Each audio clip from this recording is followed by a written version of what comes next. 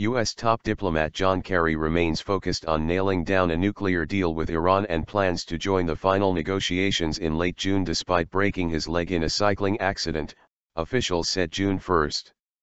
The globe-trotting Kerry landed in Boston from Geneva on a military C-17 plane accompanied by his personal doctor late June 1.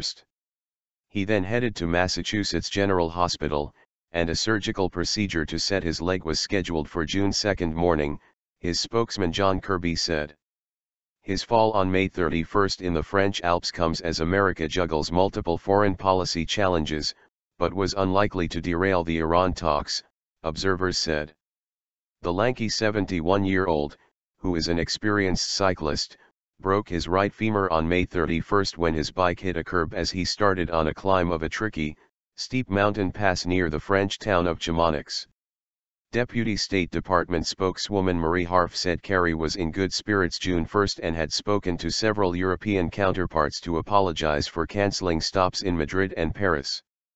He's committed to an aggressive, ambitious, and responsible recovery timeline, she told reporters. Look FWD to getting legs set and getting back to at State Department. Kerry said in a message on his Twitter account, using the hashtag #onward. Doctors told AFP that in such cases a patient could be up and walking within 3 to 4 days, and would be expected to make a full recovery in 2 months. Prior to his surgical procedure, Kerry will participate via telephone in a conference on combating militants from the Islamic State of Iraq and the Levant, ISIL, group, which he had been scheduled to attend on June 2 in Paris, Kirby said. But all eyes are on the looming June deadline to reach a deal curtailing Iran's suspect nuclear program and end a 12-year standoff with the Islamic Republic.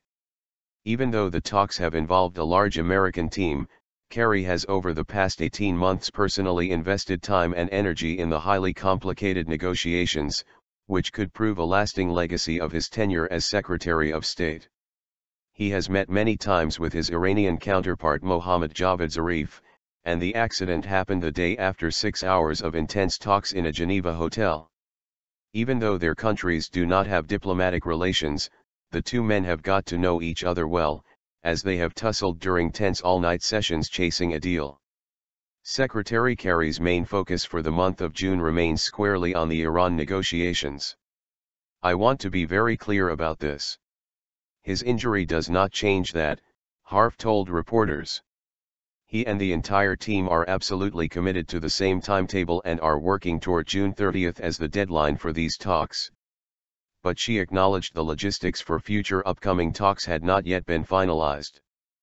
Personal relationships matter, but I think what has held the talks together all this time has been a recognition that it is in the interests of both countries to get the nuclear issue resolved, said Ali Reza Nader, an international policy analyst with the Rand Corporation.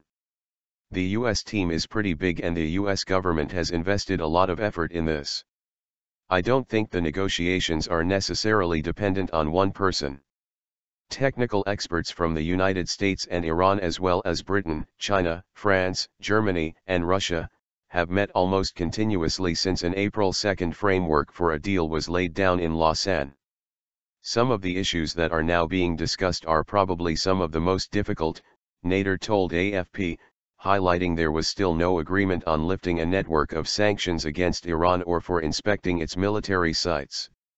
Sam Barzadeh, director of the Orthopedic Fragility Fracture Service at Winthrop University Hospital in New York, warned that since Kerry had a previous hip operation on the same leg his recovery could be complicated.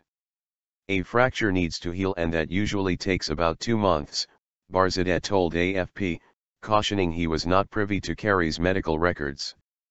But he said the aim was to get the patient to weight bear as early as possible.